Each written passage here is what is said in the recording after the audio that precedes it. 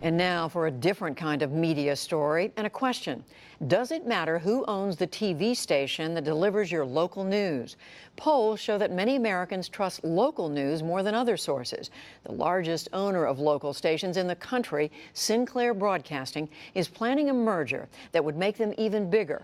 It is a move that is raising concerns because of Sinclair's policy of combining news with partisan political opinion. William Brangham has the story. A train derailment in Tennessee. Some routine road maintenance has led to a squabble. We have some breaking news to tell you about. This is out of Bethesda tonight. Night after night, the country's largest owner of local TV stations, the Sinclair Broadcast Group, reaches over a third of homes across the nation. Compromise plan for the controversial Kenesha Sin. Most of us think of local news as just that, local. Stations run local stories produced and reported by local people. But if recently you tuned in to, say, WVTV, which is Sinclair's station in Milwaukee, you saw this.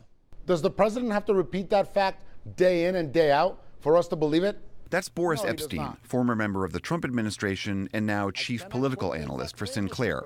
And here he was again on WEAR in Pensacola. The president stating the fact that the fringes of the left and the right, and on KSAS in Wichita, are both capable of hate and violence does not mean he's condoning any of it. And again and again on every single one of the 173 Sinclair stations across the country. On those stations, you might also see these. We should only tear down the bad statues, one viewer told me. But who decides what is bad? That's Sinclair executive Mark Hyman. What responsible adult hasn't pointed to a scar as a reminder to not repeat a foolish act from their youth? Or these, the weekly so-called Terrorism Alert Desk. From the Terrorism Alert Desk in Washington, I'm Allison Starling. Sinclair mandates that these clearly conservative editorials and features get broadcast on every one of their local stations. In some cases, stations have to run them as often as 9 times a week.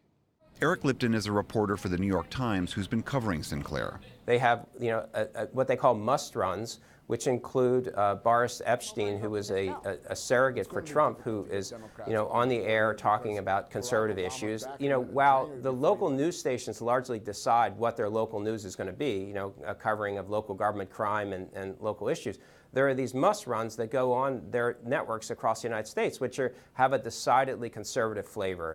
This partisan tilt has many free speech advocates alarmed because not only does Sinclair own such a large chunk of the marketplace already, but it's hoping to get bigger still.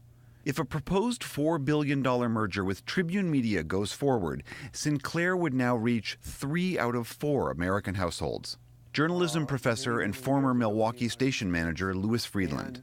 It is a real step in a very different direction to begin to say that the most trusted news source of most Americans is going to be allowed to be turned into an opinion organization, opinion machine for a very narrowly conservative point of view night after night in local communities. Television remains the main source of news for many Americans.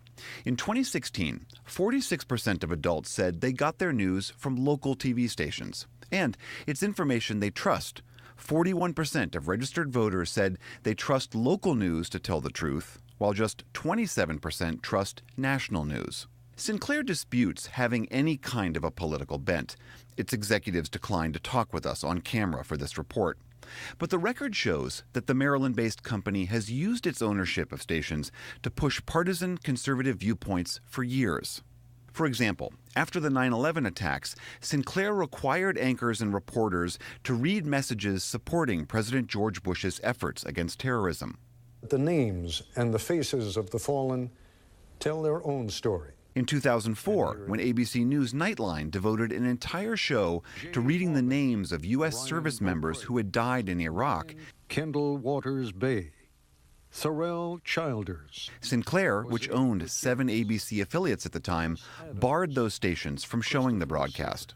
Later that year, in the midst of the presidential campaign between John Kerry and President George Bush, Sinclair mandated all its stations run a special that included clips from a distinctly one-sided documentary that questioned John Kerry's Vietnam War service. I was outraged, and still am, that he willingly said things which were untrue And more recently, Sinclair had its stations run this segment, which called the national media purveyors of fake news. Unfortunately, some members of the national media are using their platforms to push their own personal bias and agenda to control exactly what people think.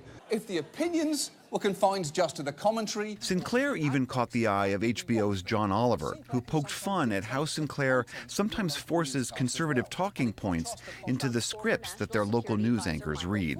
Did the FBI have a personal vendetta in pursuing the Russia investigation of President Trump's former national security advisor, Michael Flynn? Did the FBI have a personal vendetta in pursuing the Russia investigation of President Trump's former national security advisor, Michael Flynn? This blurring of news and opinion is one criticism of the company. The blurring of news and advertising is another.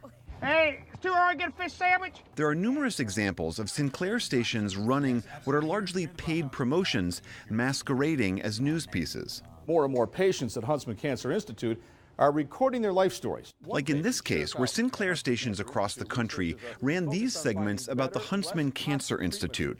They looked like news spots, but were in fact funded by the Cancer Center, something viewers were not told. The FCC is still investigating that case. Sinclair's bid to buy Tribune Media, and thus expand its reach dramatically in the local news market, has drawn plenty of criticism. Sinclair says critics have it wrong. They say it's about economics. Quote, "The proposed merger will advance the public interest by helping to shore up an industry buffeted by well-known economic challenges." Traditionally, to protect against any one company becoming too dominant, Congress has set certain caps on how many media outlets one corporation can own in a given market. But the FCC recently changed those rules.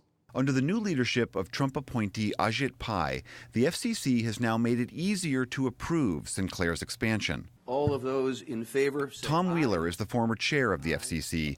He thinks these new changes are a blow to a free and vibrant press. The Trump FCC has, in one very short period, moved to change 3 basic rules that have been in place to protect the diversity of voices and avoid monopolization of the broadcast television market.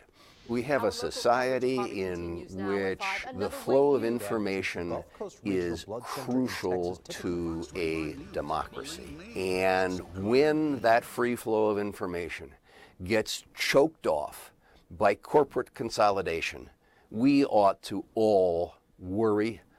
Eric Lipton of the New York Times discovered meetings and correspondence between Ajit Pai and Sinclair executives that he says raises questions about the company's influence with the Trump administration. He met with the executive officers of Sinclair just a few days before Trump was inaugurated, where they made clear to him that they were looking for the Trump administration to roll back some of these restrictions that were essentially limiting their ability to get bigger. And it was just a matter of a couple weeks when all of a sudden Pai was named chairman and he was actually rolling back the same rules that they had approached him on. And only as a result of rolling back these rules is Sinclair merger going to be able to go through. It's not just, as Chairman Pai is suggesting, a simple shift in ownership regulations. It's actually a shift in our entire broadcast ecosystem. A final FCC decision on the Sinclair Tribune deal is expected later this year. In Washington, D.C., I'm William Brangham for the PBS NewsHour.